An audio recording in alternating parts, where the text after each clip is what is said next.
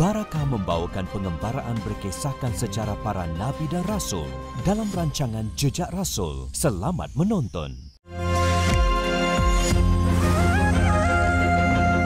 Jejak Rasul walau jauh, jalannya membawa ke syurga. Jejak Rasul sejarah dunia, ibrahnya membara di jiwa.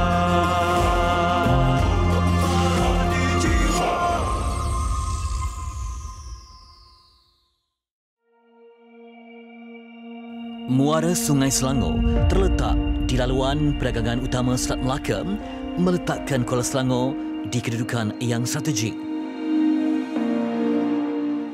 Ia menjadi lokasi pilihan pusat pemerintahan Kesultanan Selangor terawal. Menghadap ke Selat Melaka, puncak Bukit Selangor yang lebih dikenali sebagai Bukit Melawati serta Kota Pertahanan Kesultanan Selangor yang terbaik.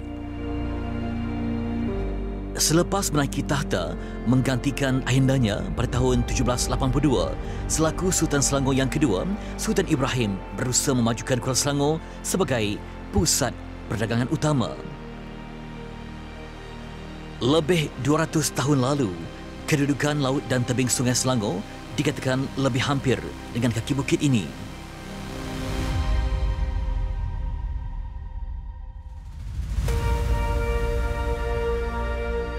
Tangga 100 ini antara struktur kemudahan penting suatu masa dahulu.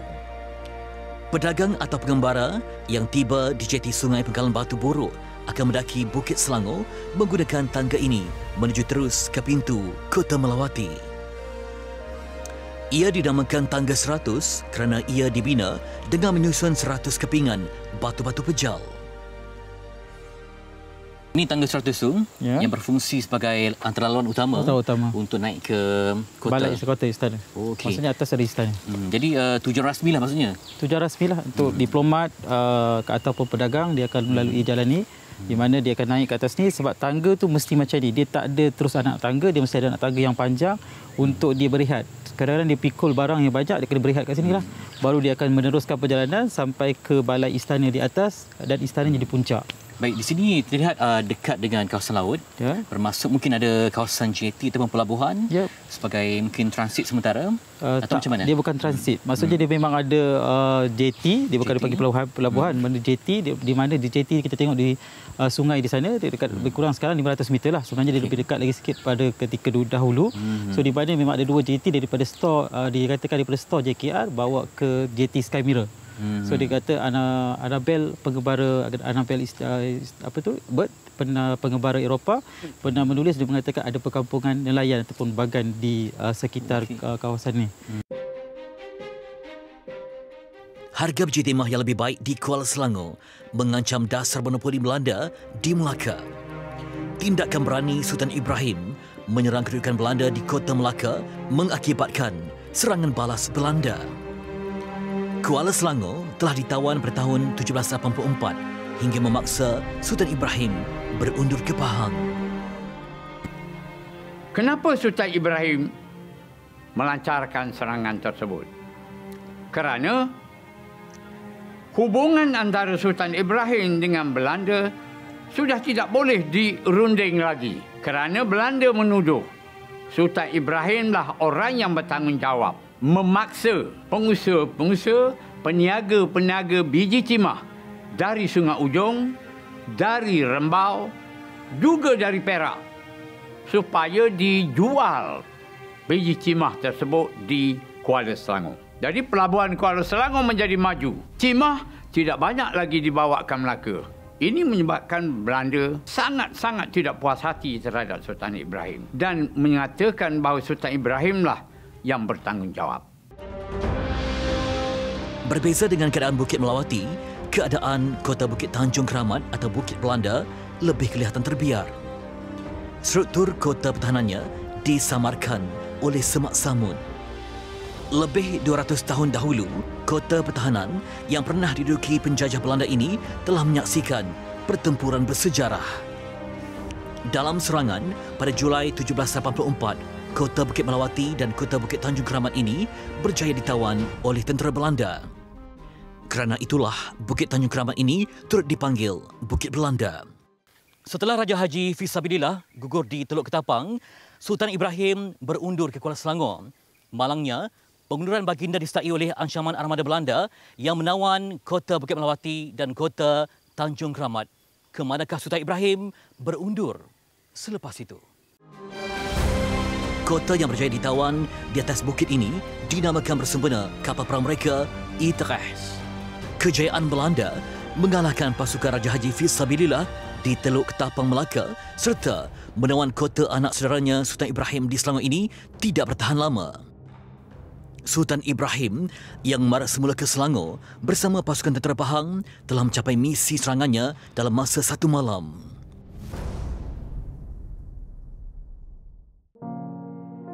Sayangnya, kejayaan Sultan Ibrahim itu tidak mampu dipertahankan.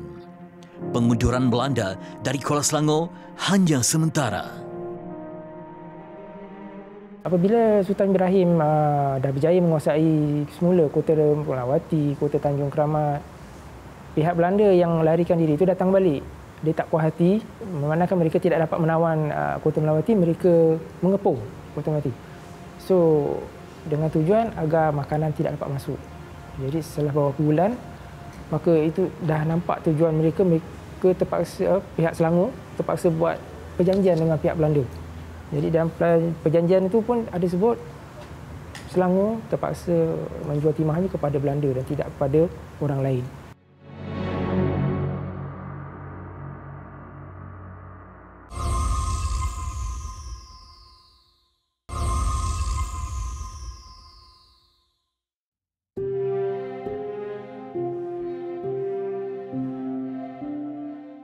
Kemakmuran negeri Selangor tergugat dengan serangan balas Belanda, ekoran cubaan Sultan Ibrahim menyerang kedudukan Belanda di Melaka. Angkatan Belanda menyerang Kuala Selangor. Sultan Ibrahim gagal mempertahankan Kuala Selangor, berundur ke Pahang. Tetapi kemudiannya, dengan bantuan orang Pahang melancarkan serangan, berjaya mengalahkan Belanda daripada Kuala Selangor, menduduki kembali kota Kuala Selangor dan meneruskan pentadbiran Selangor. Dalam perkembangan seterusnya, Sultan Ibrahim berdamai dengan Belanda sekitar 1785. Kejayaan Sultan Ibrahim merampas kembali kotanya dalam serangan mengejut itu bukanlah kejayaan muktamad. Selangor kemudiannya terpaksa mengikat perjanjian dengan kompeni Belanda akibat kepungan yang dibuat. Antara ikhtiar baginda bagi mengimbangi tekanan Belanda ialah cuba menjalin hubungan baik dengan pihak Inggeris di Pulau Pinang. Dalam surat Sultan Ibrahim kepada Francis Light yang ditulis pada tahun 1788 ini, baginda menyebutkan sikap kompeni Belanda yang keras terhadap Selangor dan sukar untuk baginda mengatasinya. Sementara Francis Light sendiri tidak dapat membantu Selangor jika berlaku masalah dengan pihak Belanda. Dalam surat ini, Sultan Ibrahim menyatakan Selangor telah terikat dengan persetiaan dengan kompeni Belanda di Melaka. Justru, Selangor tidak boleh membuat perjanjian dengan pihak Eropah lain. Namun begitu, baginda mengakui tetap menjalankan perniagaan dengan Francis Light. Baginda juga menjalin hubungan rapat dengan Kesultanan Aceh yang merancangkan aktiviti perdagangan. Para pedagang Aceh menggunakan Kuala Selangor sebagai pusat persinggahan kapal-kapal mereka dalam perjalanan dari Kedah ke Melaka. Semasa Belanda menakluki Kuala Selangor pada tahun 1784, mereka melaporkan tentang komuniti orang Aceh yang ramai. Terdapat sekurang-kurangnya 17 buah kapal orang Aceh di pelabuhan Kuala Selangor yang penuh muatan dagang. Pada tahun 1795, Sultan Aceh, Sultan Alauddin Mahmud Shah telah menghadirkan sepucuk meriam tempaga buatan Belanda yang dinamakan Seri Rampai kepada Sultan Ibrahim Shah sebagai menghargai jalinan kerjasama erat yang terjalin. Meriam Seri Rampai ini berada di Fort Cornwallis di Pulau Pinang. Di makam Diraja Selangor Bukit Melawati ini bersemadinya Sultan Ibrahim. Berbanding dengan batu nisan Sultan Selangor yang pertama dan Sultan Selangor ketiga yang berhampiran, batu nisan Sultan Ibrahim lebih istimewa. Batu nisannya unik, menyerupai batu nisan Aceh di Pasir Penambang.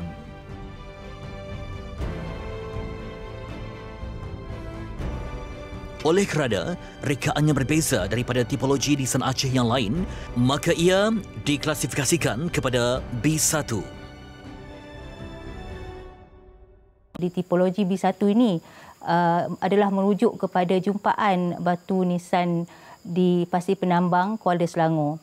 Apa yang menarik pada batu nisan ini adalah bentuknya yang dibuat daripada granit dan mempunyai ukiran yang sangat cantik. Dan hasil daripada kajian perbandingan, kami mendapati batu nisan di Pasir Penambang ini terdapat di Palembang. Seperti batu-batu nisan Aceh yang lain yang ditemui di Selangor, tiada inskripsi atau nama tarikh kematian yang dipahat pada batu nisan. Keunikannya ialah variasi bulatan pada badannya. Bentuk batu nisan Aceh yang dijumpai di Pasir Penambang mempunyai bentuk yang sama seperti digunakan pada makam Tengku Mandak, iaitu isteri kepada Dayang Celak, dan makam ini terletak di Pulau Penyengat, Riau. Jadi dari segi ukiran juga mempunyai kesamaan, terutama dari segi motif yang menggunakan motif flora dan juga pucuk rebung. Dan apa yang menarik, motif batu nisan yang mempunyai pengaruh daripada Palembang ini juga terdapat pada makam Sultan Ibrahim yang berada di Bukit Melawati. Penggunaan batu nisan Aceh untuk makam Sultan Ibrahim antara bukti artifaktual wujudnya pengaruh Aceh di Selangor. Kita kategorikan dia di dalam tipologi B1 sebab dia ada beberapa kelainan daripada tipologi B. Jadi kita dapat lihat, terutama kita dapat lihat motif yang sangat menarik pada batu nisan Aceh ini.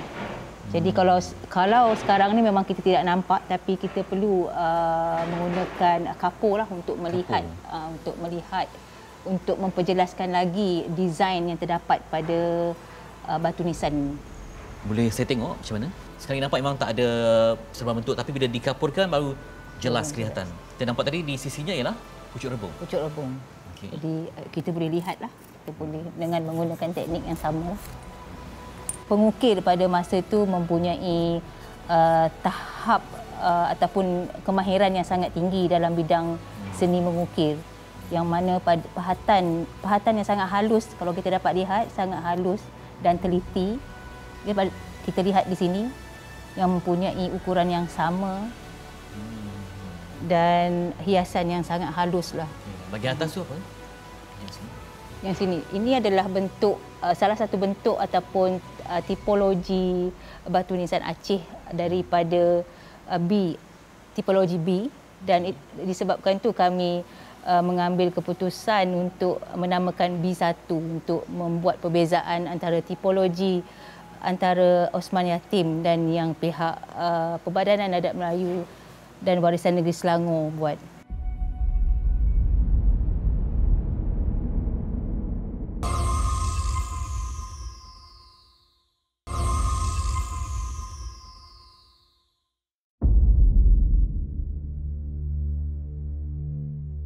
Terletak di kawasan bekas Lombong Berjitimah di Dengkil, Sepang, kapal korek Sri Banting ini mengingatkan kepada era silam, zaman negara menjadi pengeluar berjitimah utama dunia. Sri Banting dibina pada tahun 1974, beratnya 5,000 tan. Ia mampu mengorek sedalam 30.5 meter atau 100 kaki. Sri Banting direka untuk beroperasi menggunakan kuasa elektrik sepenuhnya. Ia antara kapal korek yang termoden pernah dibina dalam sejarah kegemilangan pelombongan berjitimah negara. Terbiar di mamah masa dan cuaca, Sri Banting dikatakan pernah diaktifkan semula selepas tahun 1988 ekoran kenaikan sementara harga timah dunia. Harga timah dunia jatuh semula pada tahun 2001. Selepas tahun 2003, tiada lagi kapal korek yang beroperasi sehingga kini. Biji Timah telah membentuk naratif sejarah tanah Melayu sejak ratusan tahun silam. biji timah menjadi latar kisah negara bangsa. Ia turut mewarnai pergelutan meraih kuasa dan kejayaan, pengkhianatan dan peperangan selain tipu daya imperialis dan kapitalis Eropah. Kalau kita lihat dalam tamadun dunia, salah satu faktor penjajahan yang berlaku ke sebuah negara adalah kerana kekayaan hasil bumi.